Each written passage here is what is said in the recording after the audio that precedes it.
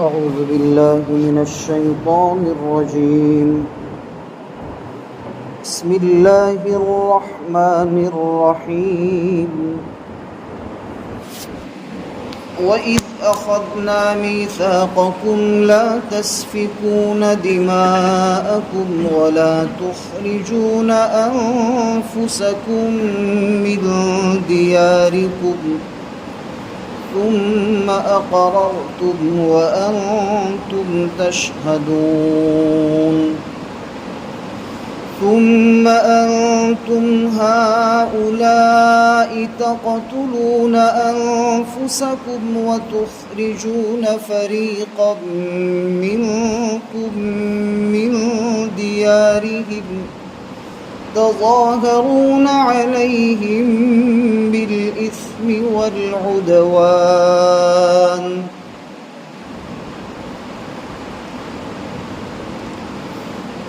اور وہ زمانہ یاد کرو جب کہ ہم نے تم سے پکا قرار لیا کہ تم لوگ آپس میں ایک دوسرے کا خون نہیں بہاؤ گے اور اپنے والے لوگوں کو ان کے گھروں سے نہیں نکالو گے۔ پھر تم نے اقرار کیا حالانکہ تم اس وقت موجود تھے، پھر تم ہی لوگ اپنے ہی لوگوں کو قتل کرتے ہو اور تم میں سے ایک جماعت کو آپ لوگ ان کے گھروں سے نکالتے ہو، ان کے اوپر زیادتی کرتے ہو گناہ کے ذریعے اور عداوت کے ذریعے، اور اگر تمہارے پاس وہ قیدی بن کر آتے ہیں تو تم ان سے فدیہ لیتے ہو حالانکہ تم پر ان کو گھروں سے نکالنا حرام ہے۔ کیا پس تم لوگ کتاب کے بعض حصے پر ایمان رکھتے ہو اور بعض حصے کا انکار کرتے ہو؟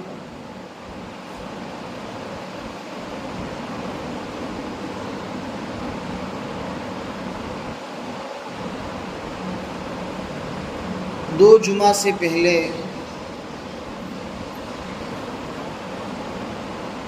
مضمون یہ تھا کہ اللہ رب العزت نے بنی اسرائیل سے کچھ قول و قرار کیے تھے، اور وہ قول و قرار جو ہے وہ توریت کے واسطے سے تھے۔ اس میں سے کچھ چیزیں یہاں پر ذکر کی ہیں۔ اللہ تعالیٰ نے ان سے ایسا کہا تھا کہ آپس میں جھگڑنا نہیں، آپس میں ایک دوسرے کا خون نہیں بہانا۔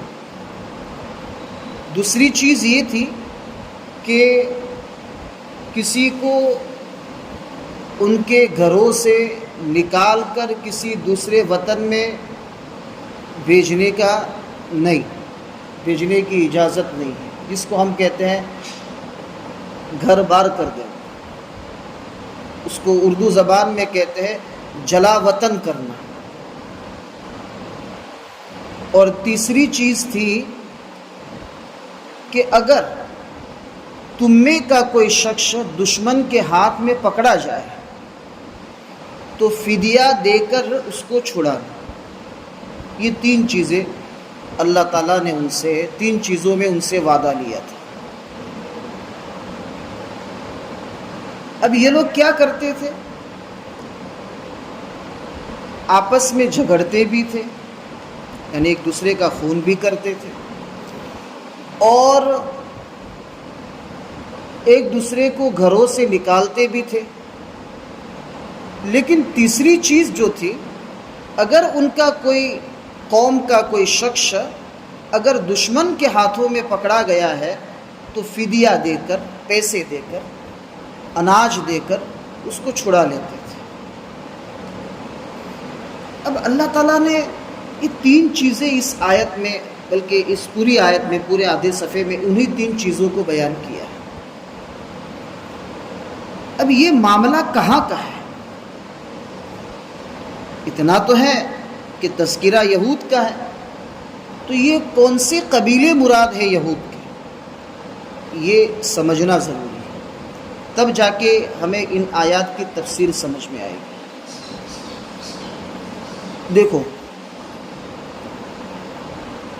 مدینے میں اور مکے میں نبی کریم صلی اللہ علیہ وسلم اصل تو ہے مکے کے، کیونکہ آپ کی پیدائش مکے میں،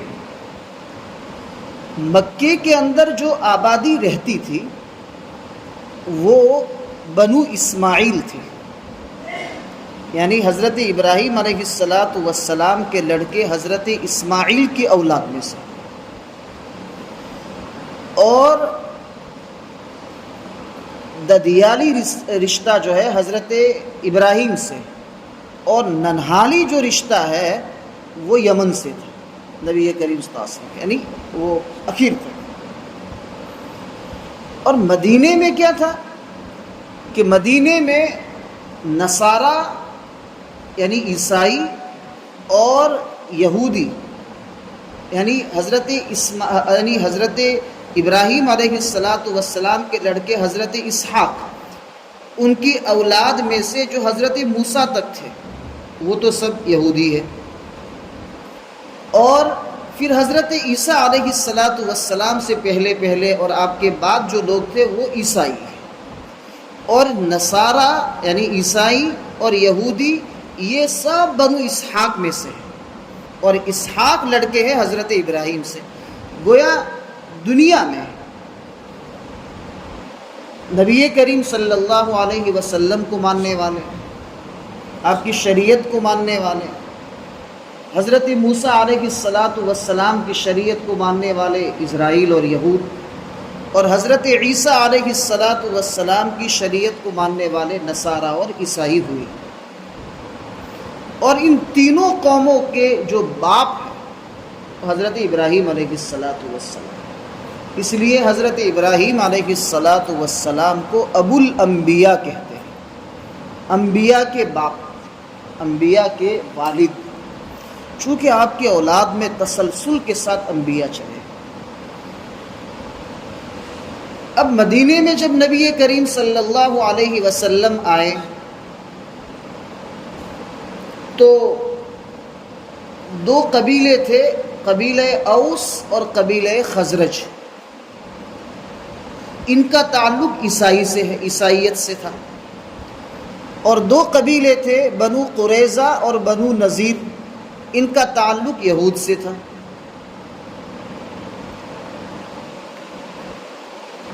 پہلی جیسا ہو گیا اس کو سلجھانے کے لیے، اس لیے میں نے الگ الگ کر کے بتایا۔ اوس اور خزرج یہ عیسائی یعنی نصرانی تھے، اور قبیلے بنو قریظہ اور قبیلے بنو نذیر یہ یہود میں سے تھے۔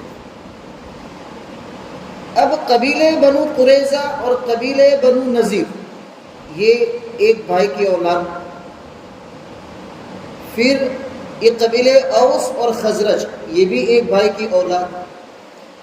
اب ہوا کیا کہ قبیلہ اوس نے جو یعنی عیسائی تھا اس نے دوستی کر لی یہود کے قبیلے بنو قریظہ سے،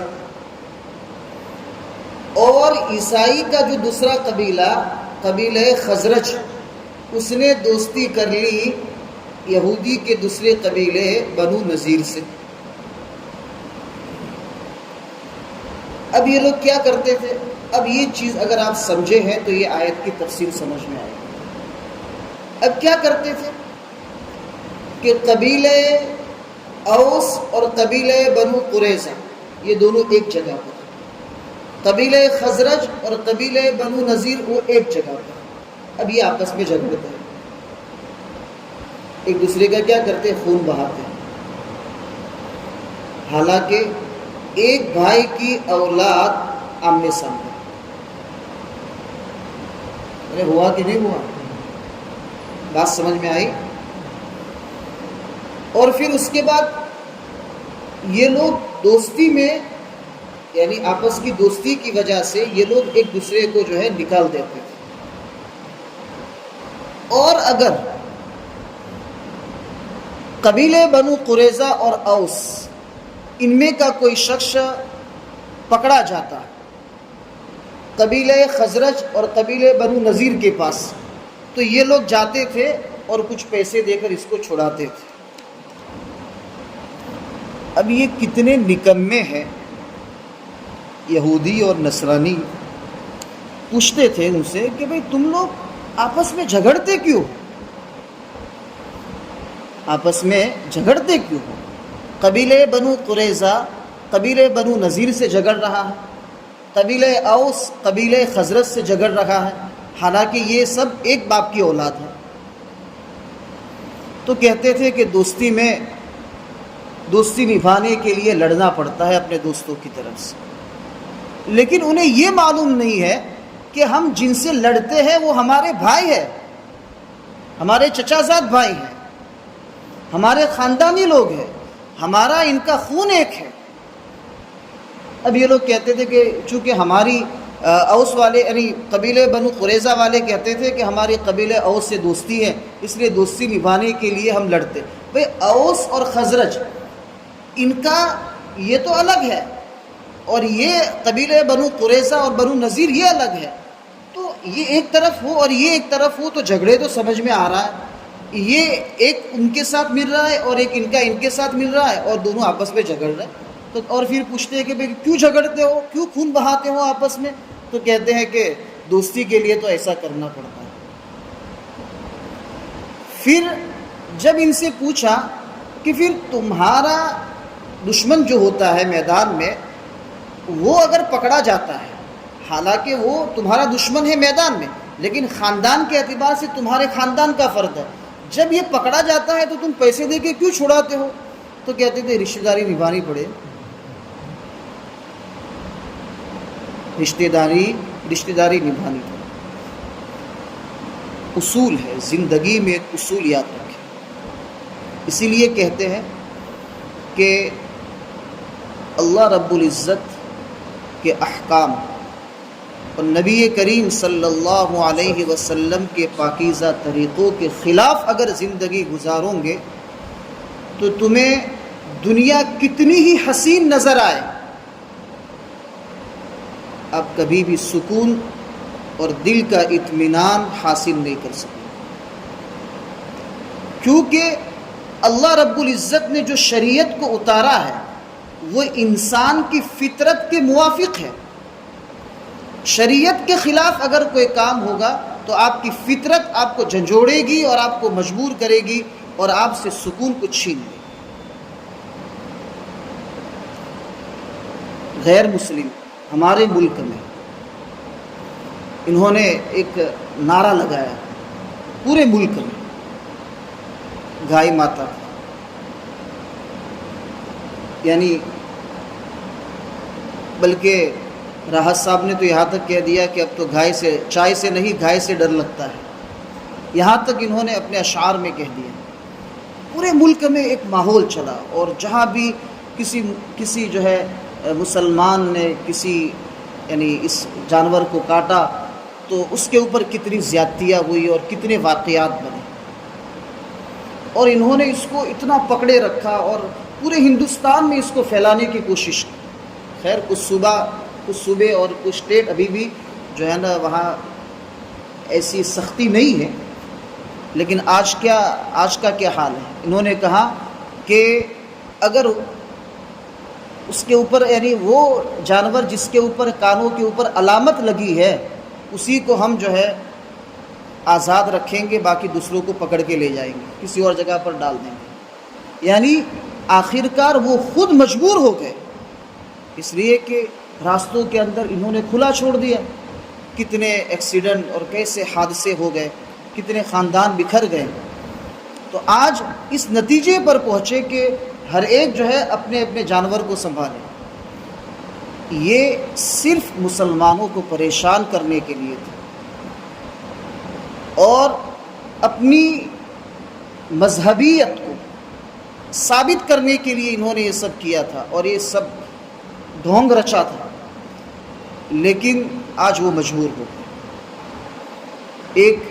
کئی ایسے غیروں کے زبان سے آپ سنیں گے کہ ہم مجبور ہیں، ہم تو لوگ کہتے ہیں کرتے ہیں بس، لیکن یہ ہمیں بھی پسند نہیں، کسی کو پسند نہیں ہے، کیونکہ اللہ تعالیٰ نے ان جانوروں کو انسانوں کی خوراک کے لیے بنایا ہے۔ اگر انسانوں کی خوراک کے خلاف ان کا استعمال ہوگا، یعنی انسان کی جو فطرت ہے اس کے خلاف اگر استعمال ہوگا تو انسان پریشان ہو جائے۔ کئی ایسی چیزیں آپ دیکھیں ملکی اعتبار سے، عالمی اعتبار سے، جو فطرت اسلام کے خلاف اگر انہوں نے تجویز کی اور اس کو طے کیا، پھر آخرکار چند سالوں کے بعد وہ اس تجویز اور اس منظوری کو بدلنے پر مجبور ہو گئے۔ اسلام کا ہر حکم فطرت انسانی کے خلاف ہے۔ اس لیے آپ پورے قرآن میں دیکھیں جن جن قوموں کا ذکر ہے، انہوں نے اللہ تعالیٰ کے احکام جو فطرت انسانی کے مطابق تھے اس کو چھوڑا، انہوں نے دنیا میں بھی عذاب پایا اور آخرت میں بھی عذاب پایا، اور یہی حال یہاں پر۔ 3 چیزوں میں سے 2 چیزوں کو چھوڑ دیا، آپس میں ایک دوسرے کا قتل و قتال، جنگ شروع کر دی اور گھروں سے نکالنا شروع کر دیا، اور پھر تیسری چیز کے اوپر ان کا عمل تھا۔ اللہ تعالیٰ نے فرمایا اَفَتُؤْمِنُونَ بِبَعْضِ الْكِتَابِ وَتَكْفُرُونَ بِبَعْضٍ، کتاب کے بعض حصوں پر ایمان رکھتے ہو اور بعض حصوں کو چھوڑ دیتے ہو، اس کا انکار کرتے ہو۔ مدینے میں یہ قبیلے اوس اور خزرج، ان کی صدیوں سے لڑائی تھی، صدیوں سے، اور یہ یہود کے قبیلوں کے ساتھ مل کر لڑا کرتے تھے، بنو قریظہ اور بنو نذیر کے ساتھ۔ یہ لڑائی کب ختم ہوئی؟ نبی کریم صلی اللہ علیہ وسلم نے جب ہجرت کی مدینے کی طرف، اس کے بعد آپ صلی اللہ علیہ وسلم نے صلح کروائی۔ آپ صلی اللہ علیہ وسلم نے جب ہجرت کی مدینے کی طرف، تو اس وقت مدینے کا نام مدینہ نہیں تھا، بلکہ اس کا نام تھا یثرب، اور وہ بستی، وہ یثرب ایسا گاؤں تھا کہ وہاں کا بخار مشہور تھا، کہ جو بھی اس بستی میں جاوے اس کو بخار ہو جائے، تو مسافر بھی اس بستی کے سائڈ سے چلتے تھے، بستی میں سے نہیں چلتے تھے، اور یہ سمجھتے تھے کہ اگر اس بستی سے گزریں گے تو بخار ہو جائے گا، اور ہوتا بھی ایسا۔ یعنی ایسی بستی تھی نبی کریم صلی اللہ علیہ وسلم کے ہجرت کرنے سے پہلے کہ لوگ اس بستی میں جانا بھی پسند نہیں کرتے۔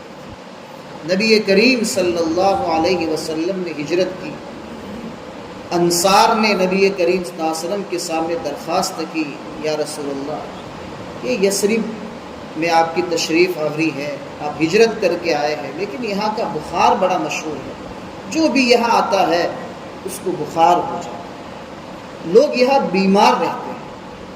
نبی کریم صلی اللہ علیہ وسلم نے فرمایا اس کا نام مدینہ کا،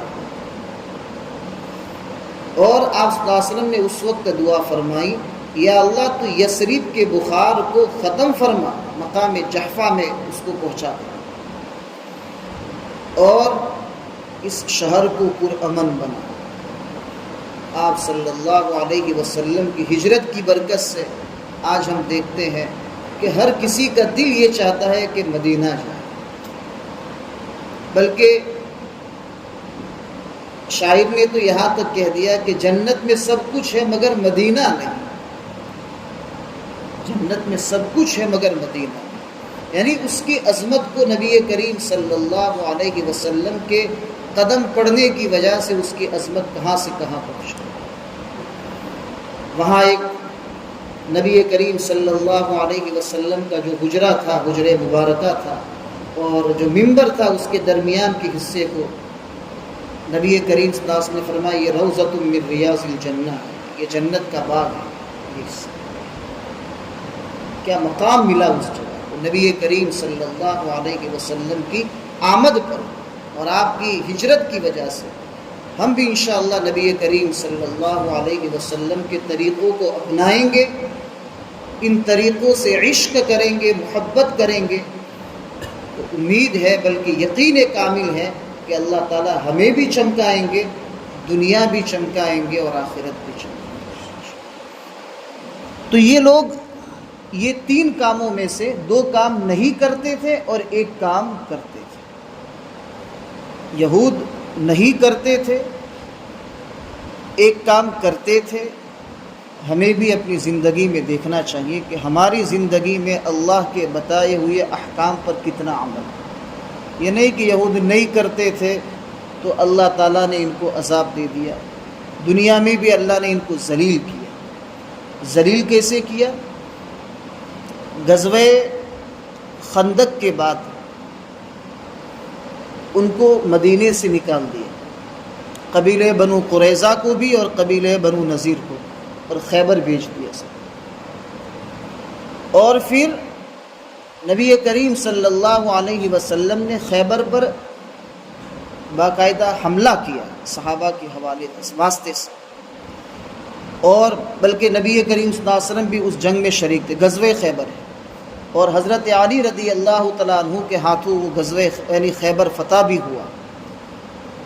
اور پھر فاروق اعظم رضی اللہ تعالیٰ عنہ کے زمانے میں ان کو ملک شام بھیج دیا گیا، ان کو وہاں سے بڑی فتین قوم ہے، بڑی مکار قوم ہے وہ۔ اس لیے نبی کریم صلی اللہ علیہ وسلم نے تو خیبر تک، اس کے آگے تک فاروق اعظم نے اس کو ملک شام تک پہنچا، کہا یہاں بھی نہیں تھا۔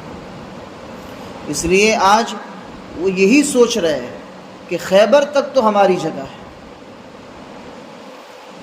خیبر تک وہ آئیں گے، اور یہی دعویٰ ہے آج بھی ان کا کہ خیبر تو ہمارا ہے، ہمیں خیبر سے نکالا گیا ہے، اس لیے ہم کسی نہ کسی طریقے سے خیبر تک تو پہنچیں گے اور مدینہ نہیں آ پائیں گے، چونکہ اس وقت ان کے ساتھ جو ہے نا ان کا جو امیر ہوگا وہ دجال ہوگا، اور دجال جو ہے نا مدینے میں داخل نہیں ہو سکے۔ تو یہ لوگ خیبر تک آنے کے ارادے میں ہے بالکل، اور افسوس کی بات یہ ہے کہ عرب حکومت ان کا ساتھ دے رہی ہے، گویا کہ یہ حکومت ان کو لا رہی ہے نزدیک، بہت ساتھ ہے اس حکومت کا، یہ قیامت کے وقت کا بالکل قریب ہونا یہ بتا رہا ہے کہ سب حالات۔ بہت اس کے اوپر عجیب بہت لمبی چوڑی تحقیق بیان کی ہے ایک عالم دین نے ایک رسالے میں، کہ حکومت اسرائیل کا سپورٹ کیسے کر رہی ہے اور کس طریقے سے ان کو مدینے سے قریب لا رہی ہے، اور ان کی مالیت کو بڑھانے کے لیے یہ لوگ یہ حکومت کتنا ساتھ دے رہی ہے اور کیسے ساتھ دے رہی ہے۔ پورا مضمون ایسا لگتا ہے مضمون پڑھنے کے بعد کہ شاید بہت جلدی جو ہے قیامت آ جائے گی۔ ابھی تو یہ کہہ سکتے ہیں کہ شاید ہماری اولاد یا اس کی اولاد نسلوں کی نسل دیکھے، لیکن اس مضمون کو پڑھنے کے بعد تو ایسا لگتا ہے کہ شاید قیامت ہم ہی دیکھ لیں گے۔ ایسے دلائل کے ساتھ پورا مضمون انہوں نے لکھا ہے۔ اس لیے یہود کی نظر آج بھی خیبر تک ہے، اور دجال کے ساتھ وہ مکمل ساتھ دیں گے دجال کا، اور جب دجال قتل کر دیا جائے گا تو اس وقت ان کی خیر نہیں، پھر ان کو جہاں بھی پائے جائیں گے ان کو جو ہے نا قتل کر دیا جائے گا۔ جی اب یہ لوگ ایسا کرتے ہیں تو کیا بدلہ ہے؟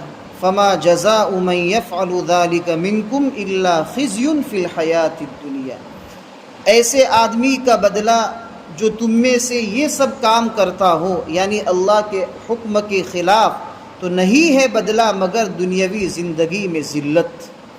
وَيَوْمَ الْقِيَامَةِ يُرَدُّونَ إِلَىٰ أَشَدِّ الْعَذَابِ، اور قیامت کے دن وہ بہت ہی سخت عذاب کی طرف لوٹائے جائیں گے۔ دنیا میں تو ذلت ہے، اور آخرت میں بھی ان کے لیے کوئی سہولت نہیں ہے، بلکہ آخرت میں بھی جہنم کا عذاب ہے۔ وَمَا اللَّهُ بِغَافِلٍ عَمَّا تَعْمَلُونَ، اور اللہ تعالیٰ تمہارے اعمال سے بے خبر نہیں ہے۔ أولئك الذين اشتروا الحياة الدنيا بالآخرة فلا يخفف عنهم العذاب ولا هم ينصرون، یہ وہ لوگ ہیں جنہوں نے دنیاوی زندگی کو خرید لیا آخرت کے بدلے میں، یعنی آخرت کا سودا کر دیا، کہا دنیا دے دو، دنیا کی جو ہے نا دنیا کا مال دے دو، دنیا کا چین اور سکون دے دو، لڑنے جھگڑنے کی آزاد زندگی دے دو، اور آخرت ہم سے چھین لو۔ یعنی جو وقتی زندگی تھی اس کو خرید لیا، اور جو ہمیشہ کی آرام کی زندگی تھی اس کو بیچ دیا۔